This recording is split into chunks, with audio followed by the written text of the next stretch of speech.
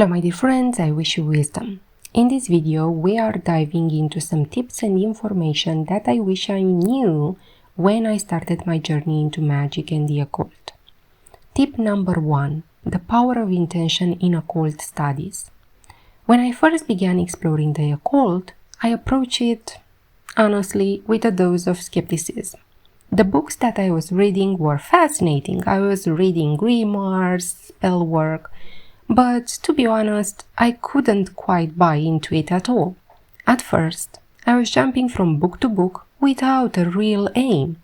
I was jumping from practice to practice again without knowing clearly what I wanted. And then I started reading again my Bible. But you see, my Bible is not the actual Bible. It's Think and Grow Rich by Napoleon Hill, because that was my starting point. And whenever I feel lost, that's the book that I read. So that book taught me about having a clear aim in everything. So I thought about it and I thought, okay, what's my aim with these occult studies? Where do I want to get? So one of my goals became clear. I wanted to see if I could actually enhance my psychic abilities and use these teachings to improve my life. But you see, all I wanted was a practical approach. So I was testing the waters, not just reading for entertainment. I was determined to find out if there was substance behind these authors' claim. So I got down into practicing. I was analyzing the results and I was looking for real, measurable impact that these rituals had in my everyday life. That was the true test, seeing the occult work in action beyond the pages of any book. So my question to you, my dear viewer, is what's your aim? Why do you practice what you practice? So my first tip is setting a goal. Without a clear destination, you may find yourself wandering aimlessly. What do you actually want to achieve with this? What do you want? Do you want life improvements? Because there are spells, there are rituals, manifestation books like those from Neville Goddard that can lead you. If you want, astral travel, again, there are a bunch of materials from where you can start your practice. But first, we must be clear about what we want so that we can choose the right tools that can get us there. Tip number 2. Building a strong foundation. Diving into advanced esoteric practices without mastering the basics, I think will lead to nowhere. The foundational practices of relaxation and concentration are the building blocks upon which all further occult practices are built. So to engage effectively with the world and to develop our potential, we have to first learn to deeply relax, to free ourselves from daily tensions. I think this is crucial. This initial step of learning to relax is essential for mental discipline, as it allows us to transition from merely reacting to external pressures to actually becoming proactive forces in this universe. A simple daily relaxation exercise, focusing, for example, on releasing muscle tension and disregarding intrusive thoughts, I think it sets the foundation for this journey of practicing magic.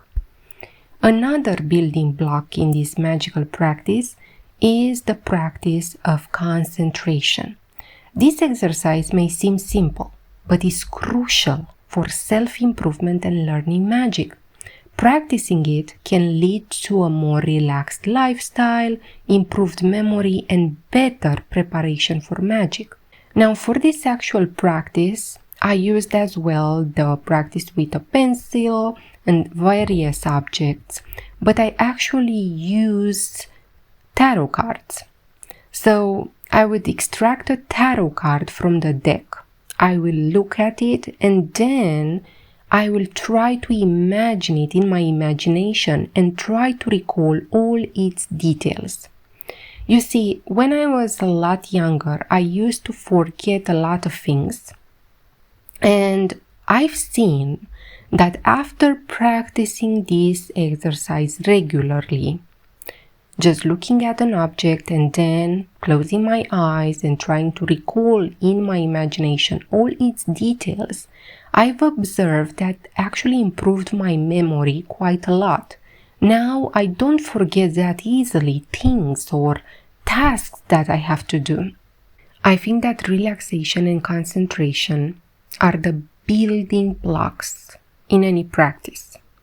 Because if you cannot relax, if you cannot concentrate your attention where you want to, you will fail in any path that you choose, even if it's in magic, even if it's at work, even if it's in your relationships. You need to relax and you need to pay attention. Tip number 3. The value of specialization versus generalization. What do I mean by that? You see, the seeker has access nowadays to an overwhelming amount of books, of teachers, traditions, paths, and so on. In my early days, I tried to read everything. I followed every thread and I practiced every technique. And I only realized after that I was just skimming the surface of deep waters. It is more beneficial to choose just a few well-regarded sources and to go deeply into them. For example, let's say that you are into Wicca. Instead of reading every available book out there about Wicca, just choose one. Spend time understanding its history, its rituals, and you might try to actually practice the core rituals repeatedly until they become second nature to you. And also record your outcome that come into your life after practicing those rituals. In my case, I have just a few books that I go to them over and over again, and one of them is Initiation into Hermetics by Franz Bardon. Because if you read any book out there that speaks about psychic abilities, you will find many similar exercises, and these exercises you will find as well in Initiation into Hermetics. So in other books, there are just variations of these exercises basically. So although I like to practice other things as well, this is my core, this is my foundation, and this is what I practice constantly. Tip number 4. The magic of recording your journey. I think it's important in your magical practice, in your life, to have a journal. It doesn't have to be a physical one. For example, in my case, I use OneNote from Microsoft. I use OneNote for everything that I do. So this doesn't include just what I did. It includes how I feel, what rituals worked for me, what rituals didn't, and the insights that I gain while practicing those psychic exercises or rituals.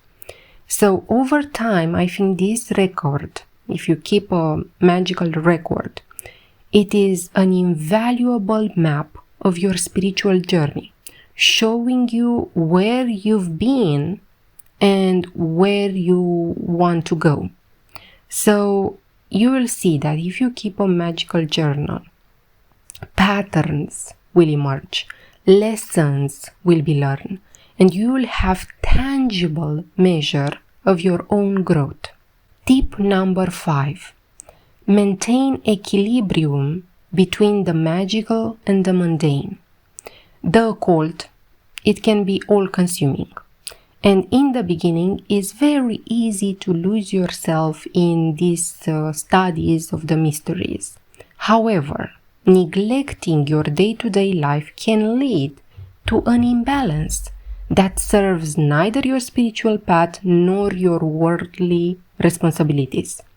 So, your practice should enhance your life, not distract you from it. I think that you have to make sure to maintain a healthy balance between magical practice, introspection, and family, friends, work. Because family, friends, and work are not distractions. They are all aspects of a full, well-rounded life. Tip number 6. Embrace skepticism and personal discernment. In the occult, I think skepticism should be used as a tool.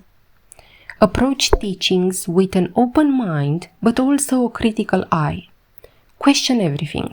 So test these practices and teachings against your experience and intuition. So find your truth through discernment and personal validation.